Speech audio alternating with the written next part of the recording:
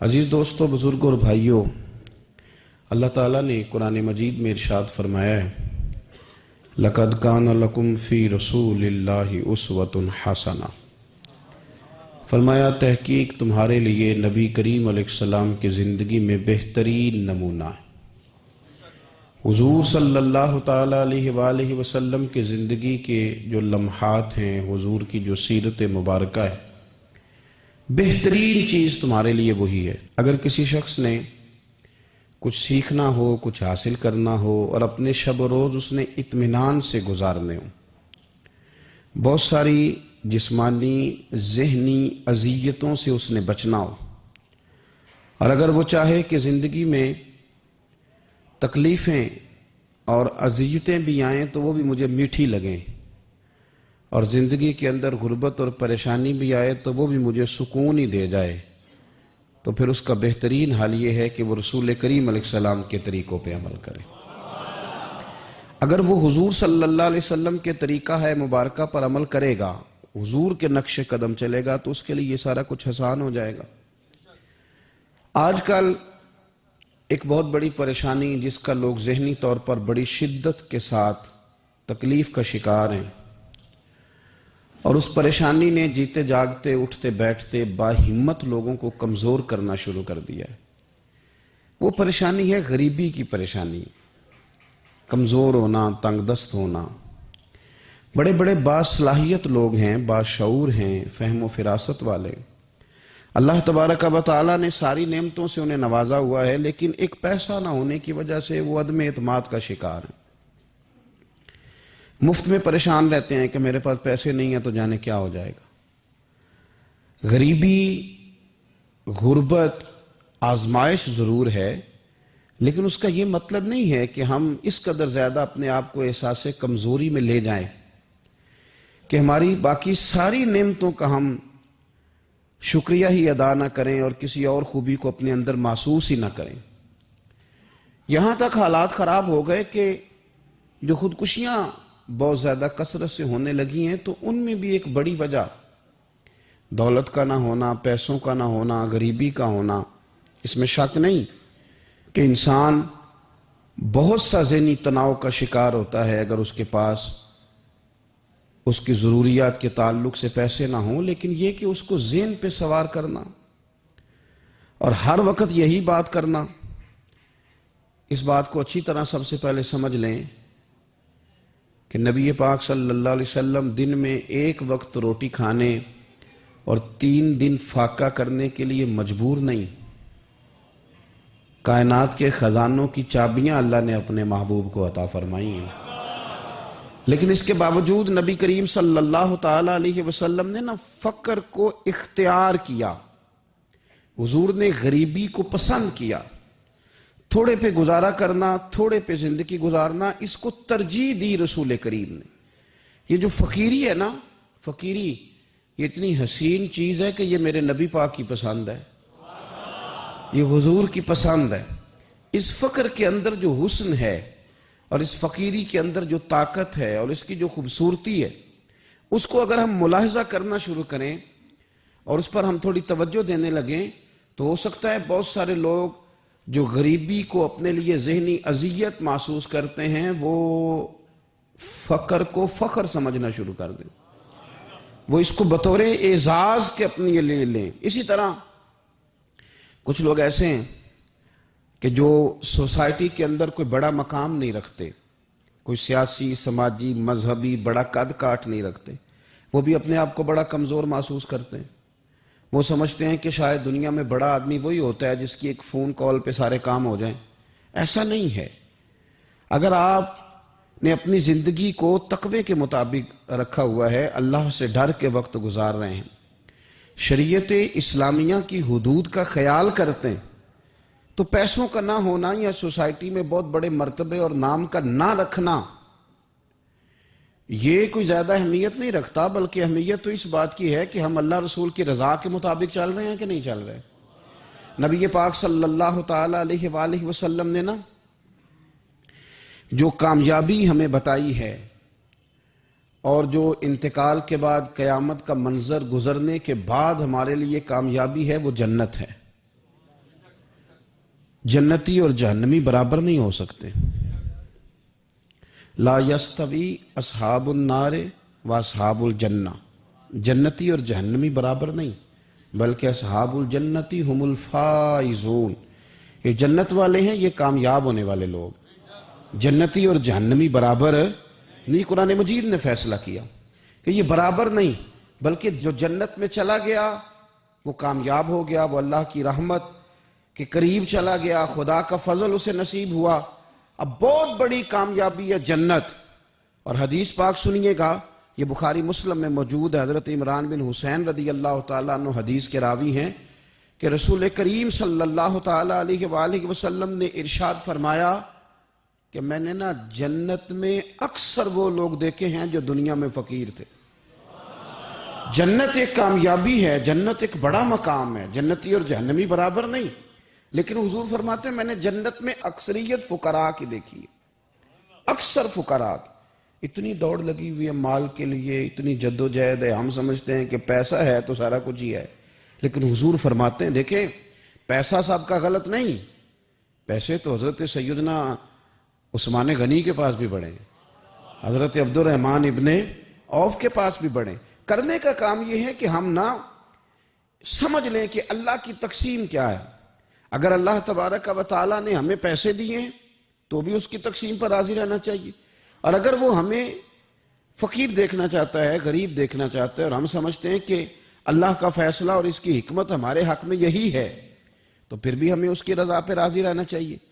رسول پاک صلی اللہ تعالیٰ علیہ وسلم فرماتے ہیں میں نے جنت میں اکثریت، یعنی 1 2 4 لوگ نہیں، اکثر لوگ میں نے وہ دیکھے ہیں جو دنیا میں فقراء تھے، جو غریب لوگ تھے.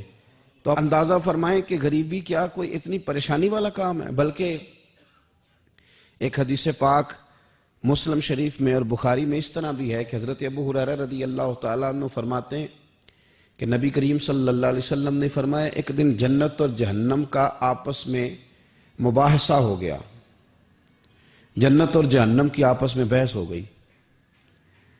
جہنم کہنے لگی کہ میرے اندر جو لوگ آئیں گے نا وہ بڑے بڑے سردار، بڑے بڑے متکبر، بڑے بڑے جبار، بڑے بڑے لوگ آئیں گے، یہ میری شاید فضیلت ہے.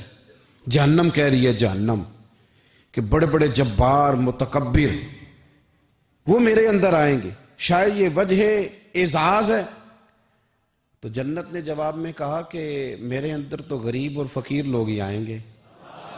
میرے اندر تو وہ لوگ آئیں گے جو دنیا میں بظاہر بڑے بڑے نہیں تھے، فقراء، مساکین، یتامہ، یہ اکثر ہوں گے. پتہ نہیں اس کی کیا وجہ ہے. جب دونوں آپس میں گفتگو کر رہے تھے نا تو رسول کریم صلی اللہ تعالیٰ علیہ وسلم فرماتے ہیں اللہ تعالیٰ نے پھر جنت سے فرمایا، اللہ نے جنت سے فرمایا کہ تو میری رحمت ہے اور میں اپنے بندوں میں سے جس پر رحمت کروں گا نا تیری صورت میں اس پر رحمت کر دوں گا. چونکہ جنت میری رحمت ہے تو میں تیری صورت میں اس پہ رحمت کر دوں گا. اور رب کریم نے ارشاد فرمایا جہنم سے کہ تو میرا عذاب ہے تو میں اپنے بندوں میں سے جس کو چاہوں گا تیرے ذریعے عذاب دے دوں گا، لیکن بھر میں تم دونوں کو ہی ڈالوں گا. بھر جنت بھی جائے گی، بھر جہنم بھی جائے گی. لیکن جس کو جہنم میں ڈالا جائے گا اس کو اللہ جہنم کے ذریعے عذاب دے گا، اور جس کو جنت میں ڈالا جائے گا اسے اللہ جنت کی صورت میں اپنی رحمت عطا فرمائے گا. اور یہ دونوں خود گواہیاں دے رہی ہیں کہ جبار، تکبر کرنے والے، اپنے دل میں غرور رکھنے والے، بڑا بڑا اپنے آپ کو گرداننے والے، جہنم خود کہہ رہی ہے وہ میرے اندر آئیں گے. اور جنت کہتی ہے کہ میرے اندر تو ضعیف لوگ آئیں گے، لاچار لوگ آئیں گے، عاجز لوگ آئیں گے، کمزور لوگ آئیں گے. ہمیں یہ دیکھنا ہے کہ کیا ہمارا وہ لوگ بننے کا شوق ہے کہ جن کے جناب بڑے لاؤ لشکر ہیں، جن کے بڑے پروٹوکول ہیں، جن کی بڑی بات ہے، اور جو غرور کے طور پر وہ ہمیں بننا ہے، یا ہمیں وہ غریب اور لاچار بننا ہے کہ جن پہ اللہ جنت کی صورت میں رحمت نازل فرما دے گا. شوق بڑا ہے لوگوں کو. آپ یقین کریں کہ کچھ لوگوں کو سادی گاڑی میں مزہ ہی نہیں آتا جب تک 4-5 موٹر سائیکل آگے پیچھے نہ ہو. لوگوں کو اتنی دیر تک لطف ہی نہیں آتا جتنی دیر تک 15-20 لوگ ان کے پروٹوکول کے لیے موجود نہ ہوں. یاد رکھیے گا کہ دنیا کے اندر تو انسان اپنے آپ کو بڑا ثابت کر لے گا. 10-15 لوگ ضرور ایسے ہوں گے جو منہ میں انگلیاں ڈال لیں گے، اسے دیکھ کے منہ میں انگلیاں ڈال لیں گے ہو بڑی شان ہے، بڑی بات ہے، لیکن شان اسی کی ہے جسے قیامت میں معاف کر دیا جائے. شان اسی کی ہے جس کے لیے رب رسول کی رضا کا پروانہ جاری کر دیا. ہاں میرے عزیز، عظمت اسی کی ہے جس سے حساب نہ پوچھا جائے اور اسے بغیر حساب کتاب معاف کر دیا جائے. اپنے آپ کو ان لوگوں میں شامل کرنے کی کوشش کریں. اور یہ بھی یاد رکھیں کہ اگر آپ پرہیزگار ہیں اور آپ تقوی والے اور اللہ سے ڈرنے والے، تو نبی پاک صلی اللہ علیہ وسلم نے خاص شفقت فرمائی ہے غرباء پر، مساکین پر. خاص شفقت. نبی پاک صلی اللہ علیہ وسلم اس شخص کو بھی بڑا پسند کرتے تھے جو غریبوں کی خدمت کرتا، جو مسکینوں کی مدد کرتا، جو بیوہ عورتوں کے ساتھ کسی بھی طرح خیر کر سکتا. ان کی حضور نے تعریف فرمائی. بخاری مسلم میں حدیث ہے، نبی پاک صلی اللہ تعالی علیہ وسلم نے فرمایا کہ جو لوگ غریبوں کی، مسکینوں کی، لاچاروں کی مدد میں رہتے ہیں، یوں سمجھ لو وہ اللہ کے راستے میں جہاد کرنے میں مصروف رہتے. آج بڑی مشکلات ہوتی ہیں. میں نے دیکھا ہے کسی سرکاری ملازم کا انتقال ہو گیا تو اس کی بیوہ بڑی تکلیفوں سے گزرتی ہے. ہمارے ہاں تو کاغذات ہی بڑے بنتے ہیں، کہاں جا کے پینشن لگتی ہے، کیا کیا مشکلات سے گزرنا پڑتا ہے. اس کے بچوں کو دنیا کے بہت سارے معاملات ہوں جن میں بڑی پریشانیاں ہوتی ہیں. یہ تو جگہ کا انتقال کرانا، بینک کے معاملات دیکھنا، بڑی بڑی آزمائشوں میں بچے آ جاتے ہیں اور چھوٹے چھوٹے کاموں میں انہیں الجھا دیا جاتا ہے. کچھ لوگ ایسے ہوتے ہیں کہ جن کی ذرا سی سفارش کرنے سے، ذرا سے آگے بڑھنے سے ان کا کام ہو جاتا ہے. میرے نبی پاک علیہ السلام نے فرمایا جس کو دیکھو یتیموں، مسکینوں، بیوہ عورتوں کی مدد میں ہے، سمجھو وہ اللہ کے راستے میں جہاد میں ہے. اور فرمایا یوں سمجھ لو کہ اس نے وہ قیام کیا ہے کہ شاید دیر ہو جائے اسے رکوع کرنے میں، یعنی لمبی نمازیں پڑھنے والا ہے. اور فرمایا یہ وہ روزہ دار ہے کہ جو روزہ رکھے گا افطار ہی نہیں کرے گا، یعنی لمبے روزے رکھنے والا. گویا مسکینوں، یتیموں، بیواؤں کی مدد میں رہنے والا اس طرح ہے جس طرح ساری ساری رات نفل پڑھنے والا اور ہر روز کے نفلی روزے رکھنے والا. تو آپ یہ سمجھ لیں کہ ان لوگوں کے ساتھ حضور نے خاص، ہمارے ہاں امیر کا تو ویسے دل کرتا ہے کہ وہ امیر لوگوں کے ساتھ دوستی رکھے.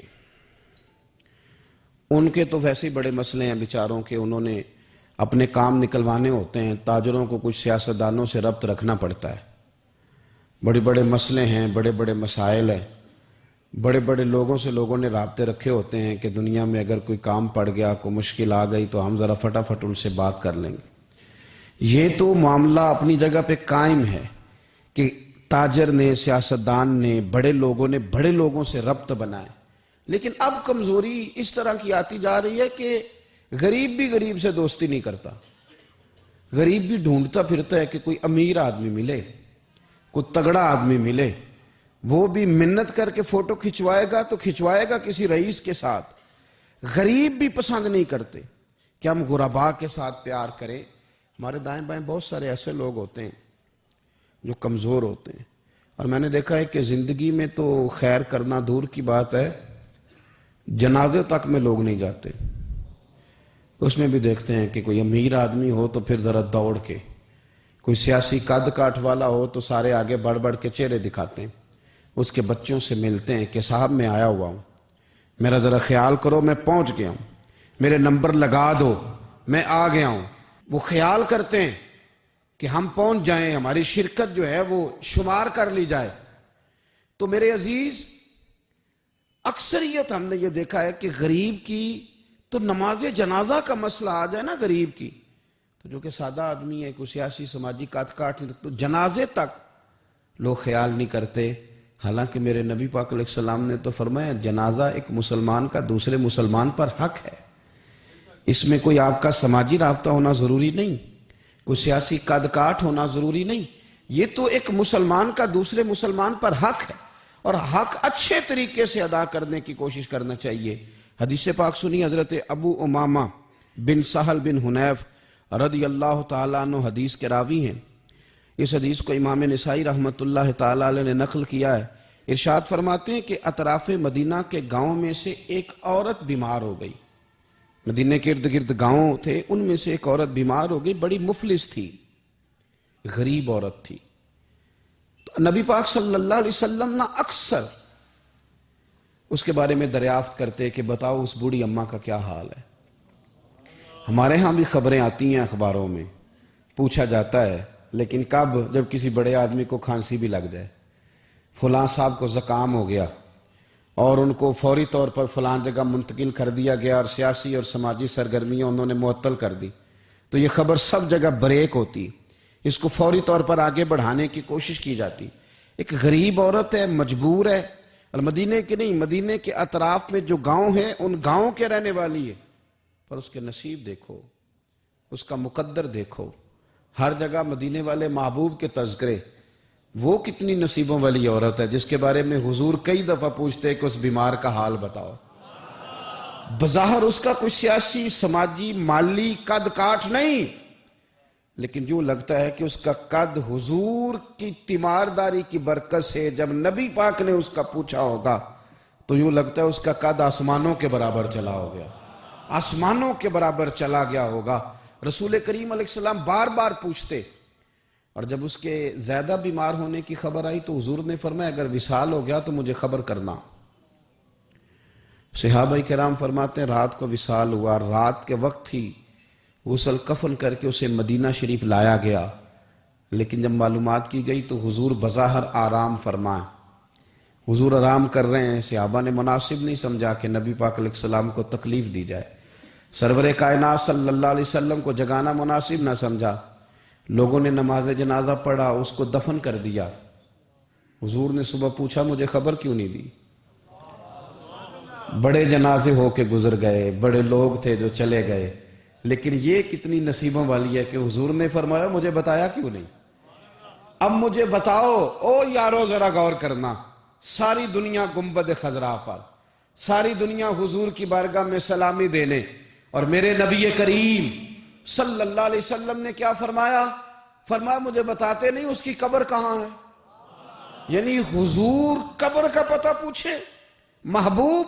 حضور تو ویسے کسی جگہ قریب سے گزر جائے نا تو اعلیٰ حضرت فاضل بریلوی فرماتے ہیں وہ جس سمت آ گئے ہیں کوچے بسا دیے ہیں، وہ تو علاقہ ویسے ہی مہک جاتا ہے، بس جاتا ہے۔ حضور قبر کہاں ہے؟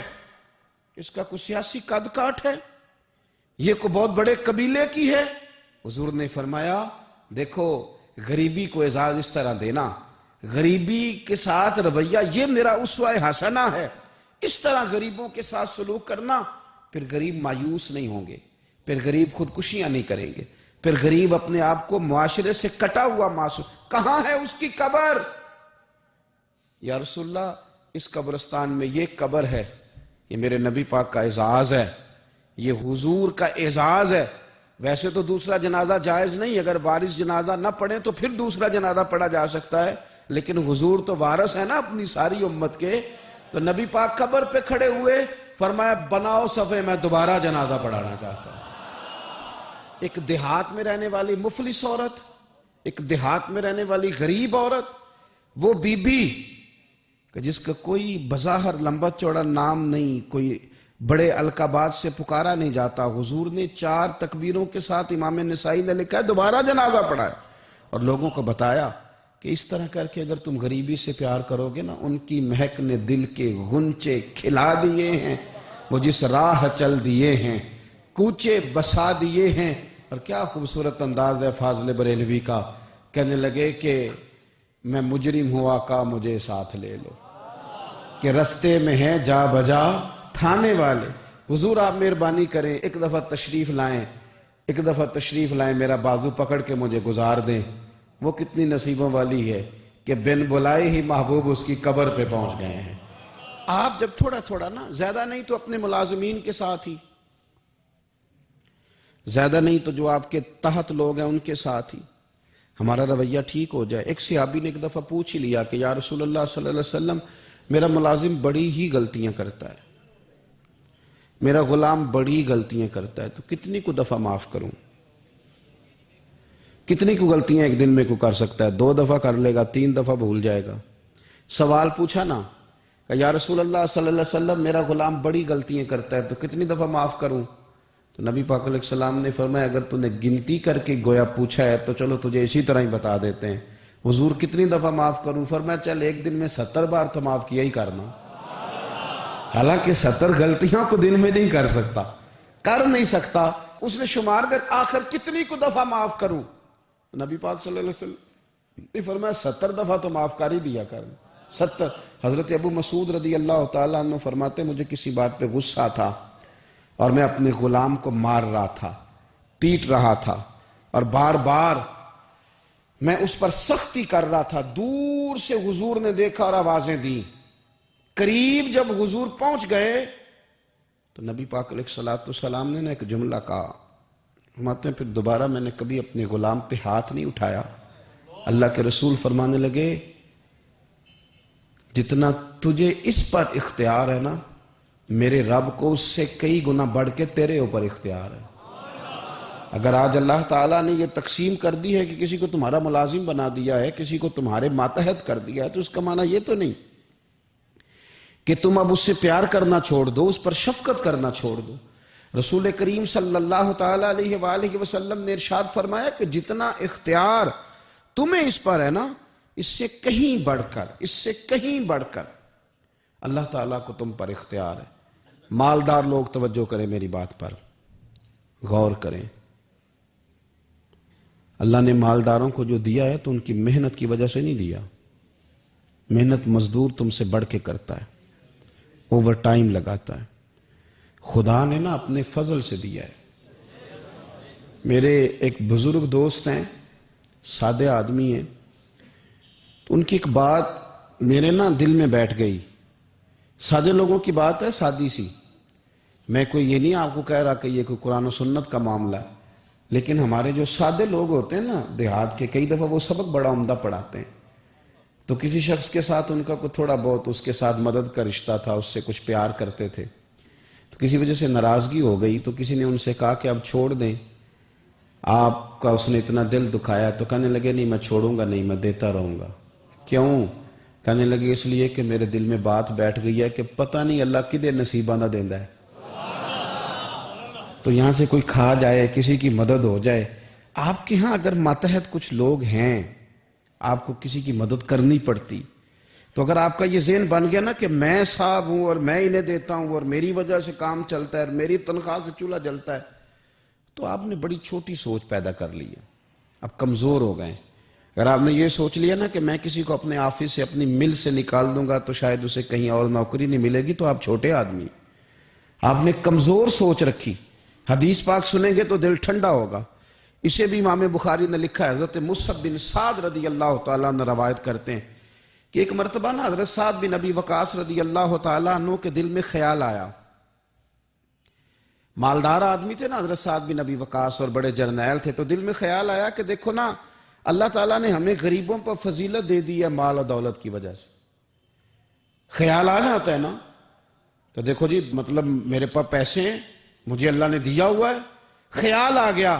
حضرت مصعب بن سعد رضی اللہ تعالیٰ عنہ فرماتے ہیں ان کے دل میں خیال آیا، دل میں خیال آیا کہ دیکھو اللہ نے پھر ہمیں فضیلت والا بنایا ہے، تو اسی لیے اللہ نے ہمیں پیسے دیے نا، اللہ نے ہمیں کچھ بنایا ہے تو پھر ہی اللہ نے دولت زیادہ دی ہے نا۔ تو فرماتے ہیں نبی کریم صلی اللہ تعالیٰ علیہ وسلم نے ان سے فرمایا یاد رکھو تمہیں نا تمہارے کمزور اور غریب لوگوں کے وسیلے کی وجہ سے روزی دی جاتی ہے۔ تمہیں امیروں تمہیں جو نوازا جاتا ہے نا، تو یہ غریبوں کے صدقے، ضعیفوں کے صدقے، کمزوروں کے صدقے، یہ ان غریبوں کے صدقے تمہیں نوازا جاتا ہے، اور پھر تمہارے ذمے لگایا جاتا ہے کہ تم نے زکوٰۃ دینی ہے، تم نے صدقات دینے ہیں، تم نے ان پر خرچ کرنا ہے، تمہیں ان کے صدقے مل رہا ہے، ان کے صدقے۔ ایک سوچ یہ ہے کہ اللہ نے مجھے مال دیا ہے تو کسی وجہ سے دیا ہے، اور ایک سوچ یہ ہے کہ میری فیکٹری میں پتہ نہیں کون سا غریب لوگ ہے جس کی وجہ سے فیکٹری چل رہی ہے، ایک سوچ یہ ہے کہ پتہ نہیں میرے آفس میں کون سا ایسا شخص ہے جس کی وجہ سے نظام چل رہا ہے، اور ایک سوچ یہ ہے کہ میں جاگیردار ہوں تو پتہ نہیں کون سا کسان ہے جو میرے پاس کام کرتا ہے تو اس کی وجہ سے اللہ مجھے بھی روزی دیتا ہے۔ نبی پاک صلی اللہ علیہ وسلم نے امیروں کو یہ سوچ بنانے کا کہا کہ یہ سوچ بناؤ کہ ہمیں رب جو دیتا ہے وہ کمزوروں کے صدقے دیتا ہے، وہ غریبوں کے صدقے دیتا ہے۔ اگر یہ ذہن بن جائے، دیکھیں نا، یہ کاریگر ہے اور یہ اچھا نظام چلانے والا ہے، ایڈمنسٹریٹر بہت اچھا ہے، مینیجر بڑا اچھا ہے، یہ نکل گیا تو خرابی ہوگی۔ ایک ذہن یہ ہے، اور اگر ذہن یہ بن جائے کہ یہ بندہ غریب ہے، یہ مجبور ہے، یہ تنگ دست ہے، اس کے چھوٹے چھوٹے بچے ہیں اور مجھ سے تنخواہ لے کے جاتا ہے تو اس کا کام چلتا ہے، اگر یہ چھوڑ کے چلا گیا نا تو ہو سکتا ہے جو اس کے ذریعے رزق آتا ہے وہ نہ آئے۔ اگر یہ ذہن سازی بنے تو پھر میرا خیال ہے کوئی بھی امیر آدمی کسی غریب کو رسوا نہیں کرے گا، پھر کوئی بھی کسی کے لیے اس طرح کے لفظ ادا نہیں کرے گا کہ جس کے اس کی عزت نفس مجروح ہو۔ ہم اگر یہ تھوڑا تھوڑا کر کے رویہ اپنے دلوں کے اندر پیدا کرنا شروع کر دیں اور تھوڑی تھوڑی محبت کو بڑھانے لگیں تو آہستہ آہستہ ہمیں محسوس ہوگا کہ ہم کوئی ظرف کو اونچا لے گئے ہیں، ہمارے دلوں کو اللہ نے نرم کر دیا ہے۔ ہمارے ہاں نا سوسائٹی میں کچھ سیاسی سماجی لوگ ہیں جن کی سفارش چلتی ہے، جو نامی گرامی ہوتے ہیں، جو علاقے کے معروف لوگ ہوتے ہیں، جو اشراف اپنے آپ کو سمجھتے ہیں، قبیلوں کا بڑا جانتے ہیں۔ وہ یاد رکھیں کہ اگر تو وہ قبیلے کے بڑے اس طرح بنے ہوئے ہیں کہ وہ لوگوں کے ساتھ پیار کرتے ہیں تو پھر تو ان کا اجر زیادہ ہے، لیکن اگر وہ بڑے بنے ہیں اور اس رنگ میں بڑے بنے ہیں کہ وہ تکبر میں آ گئے ہیں، اس رنگ میں بڑے بنے ہیں کہ انہوں نے غلط سیاستیں کی ہیں، انہوں نے قوم کا مال کھایا ہے، وہ اس طرح سے اقتدار کے ایوانوں تک پہنچے ہیں کہ انہوں نے پھر کچھ نہیں دیکھا کہ مجھے کچھ خریدنا پڑ رہا ہے کہ کچھ بیچنا پڑ رہا ہے۔ غلط طریقے سے وہ لوگ آگے سیاسی بن گئے، سماجی بن گئے، لوگ سلوٹ کرنے لگ گئے۔ اور کچھ بیچارے غریب ایسے ہیں کہ جن کو کوئی 1 کلو چینی بھی ادھار نہیں دے رہا۔ تو اب بظاہر اس غریب کو مایوس نہیں ہونا چاہیے، اس کو شریعت یہ نہیں کہتی کہ تو کمزور پڑ جائے اور تو کہے جی شاید میں تو بیکار ہی معاذ اللہ دنیا میں آ گیا ہوں، کوئی نام نہیں جانتا، کوئی قد کاٹ نہیں، کسی اونچی کرسی پہ بٹھایا نہیں جاتا، کبھی میرے گلے میں پھولوں کا ہار نہیں ڈالا جاتا، کوئی میرے آنے پر کھڑا نہیں ہوتا، میں بھی کوئی سیاسی سماجی ہوتا، میں بھی کوئی مال و دولت والا ہوتا۔ یہ سٹیٹس کی کمزوری بعض غریب لوگوں کو کمزور کر دیتی ہے، ذہنی طور پر پریشان رہنے لگتے ہیں۔ اور کچھ لوگ ہمارے ہاں یہ زیادتی بھی کرتے ہیں، وہ کہتے ہیں سارا پنڈ مار جائے، ماڑے دے بچے تو چودھری نہیں نہ بننا۔ تو میں کیا کرتا ہوں، یہ مایوسی ہے، یہ آپ نے غلط بات کی۔ یہ تو اللہ کے نظام قدرت میں بات ہے، رب جب چاہے جس کو چاہے جہاں چاہے اپنے فضل سے پہنچا دیں۔ آپ حدیث پاک سنیں گے اور اس حدیث پاک کے جو خوبصورت پہلو ہیں اس پر آپ غور کریں گے۔ حضرت سیدنا سہل بن سعد انصاری رضی اللہ تعالیٰ عنہ فرماتے ہیں ہم نبی پاک علیہ السلام کی خدمت میں حاضر تھے تو ایک شخص قریب سے گزرا، تو حضور نے اپنے پاس بیٹھے ہوئے ایک شخص سے فرمایا اس کے بارے میں تیرا کیا خیال ہے؟ تو اس نے عرض کی حضور یہ بڑا لوگوں میں معزز آدمی ہے، بڑا اس کا اکرام ہے۔ ہوتے ہیں نا لوگ سیاسی ہیں، سماجی ہیں، بڑی اتھارٹی رکھتے ہیں، بڑے سردار ہیں، بڑے چودھری، حضور اس کا بڑا مقام ہے۔ اس نے دلیل دی کہ یا رسول اللہ اگر یہ کسی جگہ پیغام نکاح بھیجے گا تو اس کو رشتہ دے دیا جائے گا، لوگ پسند کریں گے اس کے ساتھ رشتہ داری کرنا، اور اگر یہ کسی کی سفارش کرے گا تو اس کی سفارش قبول کی جائے گی۔ تھوڑی دیر گزری تو رسول کریم صلی اللہ تعالی علیہ وآلہ وسلم کے قریب سے ایک دوسرا آدمی گزرا، تو حضرت سہل بن سعد رضی اللہ تعالی عنہ فرماتے ہیں کہ نبی پاک علیہ السلام نے اسی پاس بیٹھے ہوئے شخص سے فرمایا کہ اس شخص کے بارے میں تیرا کیا خیال ہے؟ ایک تو وہ تھا نا جس کو تو نے چودھری سمجھا، چیئرمین سمجھا، بڑا مالدار سمجھا، اور تو نے کہا کہ کیا بات، پیغام نکاح دے تو اسے رشتہ فوراً ملے گا، اور اگر یہ سفارش کرے تو قبول کی جائے گی۔ تو یہ جو غریب آدمی گزر رہا ہے اس کے بارے میں اس نے کہا حضور یہ ایک غریب آدمی ہے، کہیں پیغام نکاح دے گا تو رشتہ نہیں ملے گا، اور اگر کسی کی سفارش کرے گا تو قبول نہیں کی جائے گی۔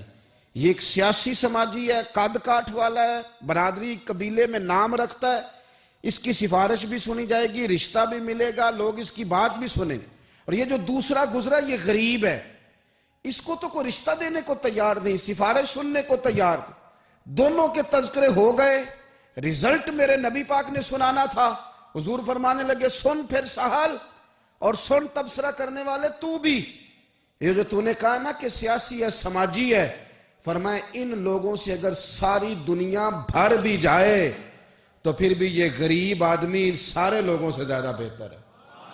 جن کو تم سیاسی سماجی چودھری بڑے جانتے ہو نا، یہ ایک غریب ہے، تنگ دست ہے، بظاہر تم اس کو منہ نہیں لگاتے، لیکن اگر ساری دنیا ان لوگوں سے بھر جائے تو یہ جو غریب آدمی ہے یہ پھر بھی ان سے زیادہ فضیلت والا ہے۔ میرا خیال ہے جب حضور غریبی کی اتنی فضیلتیں بیان کرے تو پھر غریبوں کو پریشان تو نہیں نہ ہونا چاہیے، پھر تو اپنی فقیری کو اپنے سینے سے لگا کے فخر کرنا چاہیے، پھر تو ناز کرنا چاہیے، پھر تو غور کرنا چاہیے کہ اللہ تبارک و تعالیٰ نے ہمیں کتنی عظمتوں سے نوازا ہے، کتنی فضیلتیں عطا فرمائیں۔ لوگوں کو جب سمجھایا جاتا تھا نا حضور کے زمانے میں، نبی پاک صلی اللہ علیہ وسلم کے زمانہ مبارکہ میں جب سمجھایا جاتا تھا، حضرت سیدنا ابو عبد الرحمن رضی اللہ تعالیٰ عنہ بیان کرتے ہیں کہ میں حضرت عبداللہ بن عمر بن عاص رضی اللہ تعالیٰ عنہ کی بارگاہ میں بیٹھا تھا تو کچھ لوگ آئے، انہوں نے آ کر کے اپنی غریبی کی شکایت کی۔ انہوں نے کہا نہ ہمارے پاس کوئی سواری ہے، نہ ہمارے پاس کوئی سامان ہے، نہ کوئی ہمارے پاس خرچہ ہے، ہم بڑے مسکین لوگ ہیں جی، بڑے غریب۔ یہ کچھ باتیں کرتے ہیں نا لوگ، مایوس سی، غریب لوگ ہیں تو جملوں کے اندر مایوسی ٹپکتی ہے، کچی بات، کچھ بھی نہیں جی، کیا جینا ہے ہمارا، کچھ بھی نہیں، مشکل سے گزر اوقات ہوتی ہے۔ اور خدا کے بندو، جن لوگوں کا آخرت پر یقین ہو اور تربیت حضور کے اسوہ نور سے لی ہو، وہ اس طرح کی کمزور باتیں نہیں کرتے۔ وہ حضرت مولا علی شیر خدا سے کسی نے کہا کہ آپ نے مال کیوں نہیں کمایا، چلو حلال ہی کما لیتے، تو حضرت مولا علی فرمانے لگے مال حرام ہو تو عذاب ہوتا ہے، حلال ہو تو حساب ہوتا ہے۔ حرام ہو تو عذاب ہے، حلال ہو تو حساب ہے۔ ہم دونوں کام ہی نہیں کرتے، ہم حلال بھی اکٹھا نہیں کرتے، وہ عذاب نہ ہو تو حساب تو اس کا بھی دینا ہی پڑے گا نا، ہم یہ کام ہی نہیں کرتے۔ تو کچھ لوگ حاضر ہوئے حضرت عبداللہ بن عمر بن عاص کی بارگاہ میں، اور انہوں نے آ کر کے عرض کی حضور نہ سواری کوئی، نہ کوئی خرچہ، نہ کوئی رہنے کو جگہ، نہ ہمارے پاس کوئی اور سہولیات۔ حضرت عبداللہ بن عمر رضی اللہ تعالیٰ عنہ فرمانے لگے بڑے پریشان ہو، ایک بات نہ کر لوں تم سے؟ وہ غریب کہنے لگے حضور کر لیں۔ فرمایا اگر تم چاہو تو میرے پاس آ کے رہ جاؤ، جتنی چیزیں تم نے کہی ہیں نا اللہ میسر کرے گا، تمہیں دیں گے۔ اور فرمانے لگے اگر تم کرو نا صبر، اگر تم کرو صبر اور اپنی اس غریبی پہ راضی ہو جاؤ، اپنی اس فقر پر تم اگر راضی ہو جاؤ، صبر تمہیں آ جائے، تو پھر سنو میں نے نبی پاک صلی اللہ تعالیٰ علیہ وسلم کو فرماتے سنا ہے کہ فقیر لوگ امیروں سے 40 سال پہلے جنت میں چلے جائیں گے۔ اگر تو تم جو مایوسی بتا رہے ہو وہ تم سے صبر نہیں تمہیں ہونے دیتی تو آ جاؤ، تمہیں مال دیتے ہیں۔ اور اگر تمہیں صبر آ جائے اور تم فقیری میں جینا سیکھ جاؤ، اس غریبی اور سادگی کو تم سینے سے لگاؤ اور مایوسی چھوڑ دو، تو پھر نا میں نے حضور سے خود سنا ہے کہ غریب لوگ امیروں سے 40 سال پہلے جنت میں جائیں گے۔ اب تم بتاؤ کیا کرنا ہے؟ زمانہ تھا نا رسول پاک کا، اور لوگ وہ تھے نا جنہوں نے تازہ تازہ حضور کا دور دیکھا تھا، تو بے صبرے نہیں تھے، وہ روتے نہیں تھے کہ پیسے نہیں ہیں تو پتہ نہیں کیا بنے گا۔ انہوں نے یہ نہیں کہا کہ ہم آپ کے پاس آ جاتے ہیں، آپ ہماری ضروریات کا خیال کر دیں۔ حدیث سنی نا جب حضور کی، غریبوں غور کرنا، جب انہوں نے حضور کی یہ حدیث سنی نا کہ غریب امیروں سے 40 سال پہلے جنت میں جائیں گے، تو وہ غریب لوگ حضرت عبداللہ بن عمر سے کہنے لگے حضور ہمیں نہیں پیسے چاہیے، ہم انشاءاللہ صبر کریں گے اور جنت میں امیروں سے پہلے داخل کر دیے جائیں گے، ہم اس غریبی کے ساتھ وقت گزاریں گے۔ تو بہت زیادہ مایوسیوں سے باہر آئیں، بہت زیادہ پریشانیوں سے باہر آئیں، ہر وقت رونا اور ہر وقت یہ سال، زندگی ہے کتنی کتنے کو سال ہیں، تھوڑا سا وقت ہے، اللہ جس حال میں رکھے اس حال میں راضی رہ کے مزے کے ساتھ جی کے اپنا رخت سفر باندھنا چاہیے۔ ہم اتنی مایوسیوں میں گھر گئے ہیں، اتنی مایوسیوں میں۔ دنیا کا سب سے بڑا انعام دولت نہیں، دنیا کا سب سے بڑا انعام ایمان ہے، رسول پاک کی غلامی ہے۔ تو جسے یہ شان ملی ہوئی ہے اسے پھر ناز سے جینا چاہیے۔ تو عزیز دوستو، ایک تو یہ کہ غریب لوگ احساس پیدا کریں کہ ہم نے غریب ضرور رہنا ہے پر مایوس نہیں رہنا، ہم نے احساس ضرور کرنا ہے لیکن ہم نے احساس سے کمتری کا شکار نہیں ہونا۔ اور امیر بھی غور کریں، اگر وہ تھوڑا سا غریبوں کی طرف ہاتھ بڑھائیں گے تو ان کے رزق میں برکت ہی ہوگی، ان کے ذریعے سے انہیں زیادہ ہی نوازا جائے گا۔ اللہ کے حضور دعا ہے مالک کریم ہمیں سمجھنے کی توفیق عطا فرمائے، آمین۔ آخر دعوانا ان الحمدللہ۔